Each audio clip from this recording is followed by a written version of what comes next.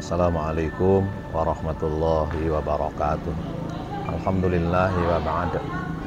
Para pemirsa dimanapun berada, selamat berjumpa kembali dengan saya Yai Mim, ngaji filsafat, tasawuf, dan thariqah. Pada kesempatan ini saya ingin sampaikan tentang sesuatu yang dari Allah dan dari nafsumu. Jadi ada dua hal.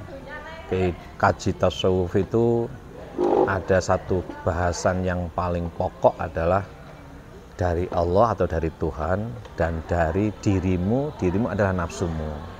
Pertanyaannya adalah, apa yang dari Allah itu?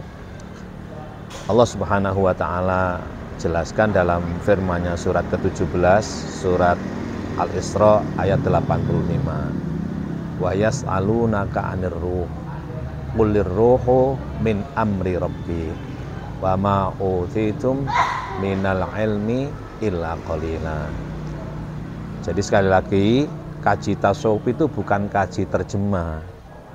Jadi mengkaji tasawuf itu bukan mengkaji teks lalu diterjemahkan. Karena terjemah itu tidak mewakili iman, tidak mewakili ilmu, tidak mewakili nikmat atau rasa, dan bahkan tidak mewakili takwa. Oleh karena itu ngaji tasawuf itu ngaji ma'rifah. Apa ngaji ma'rifah itu?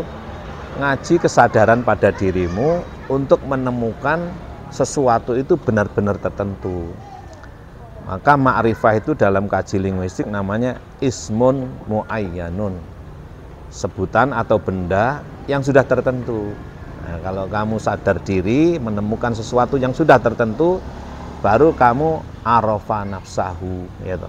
Jadi kesadaran untuk menyadarkan nafsumu itu loh. Artinya apa? Jangan sampai nafsumu itu mengalahkan imanmu, mengalahkan ilmu dalam dadamu, mengabaikan rasa dalam dadamu, dan bahkan menentang takwa yang ada dalam dadamu. Saya kembali kepada ayat 85 surat ke-17 ini. Yang dari Allah adalah ruh. Ya, yang dari Allah adalah ruh, dan sedikit atau kecil berupa ruh rasa ini, jika digunakan maka dia akan sangat berguna. Apa yang ruh? Ingat, ruh itu bukan benda tapi gerakan. Rohaya ruhu. Apa yang gerakannya dari Allah, apa yang ruhnya dari Allah adalah iman, ilmu, nikmat, dan takwa. Nah, kalau kamu mengabaikan iman, ilmu, nikmat, takwa ini, maka nafsumu akan menguasai, ya toh.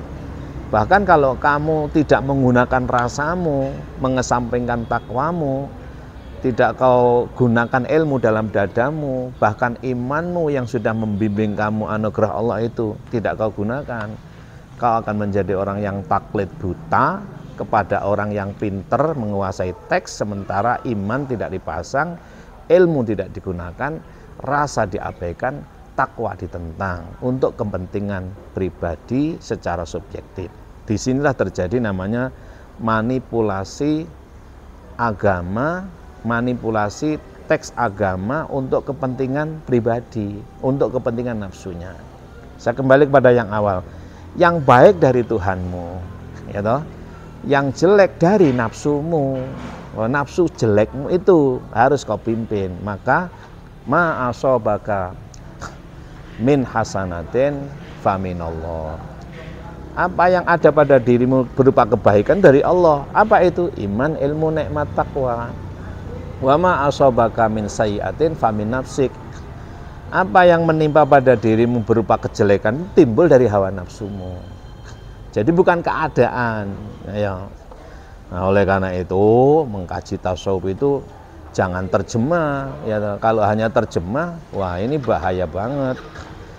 Saya bisa memanipulasi ayat untuk kepentingan pribadiku, kayak ngeden-ngedeni, ya, untuk memperoleh apa gitu, dan ini menjadi lahan empuk bagi orang-orang yang taklid buta.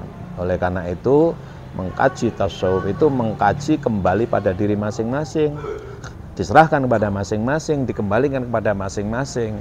Maka ada proses penyadaran diri. Apa penyadaran diri? Kamu itu diberi oleh Allah potensi namanya iman, kau gunakan. Kamu diberi oleh Allah potensi namanya ilmu, jangan kau abaikan. Ilmu dalam dadamu itu menginformasikan bahwa kamu itu benar dan kamu salah. Dan bahkan ilmu dalam dadamu itu berkolaborasi dengan nikmat dalam dadamu pula. Bisa merasakan orang lain itu enggak benar gitu loh. Bisa merasakan orang lain itu memanipulasi. Bisa merasakan orang lain itu pada dirimu itu ngapusi dan lain sebagainya. Ini bisa kau rasakan. Maka ngaji tasawuf itu sekali lagi adalah mengembangkan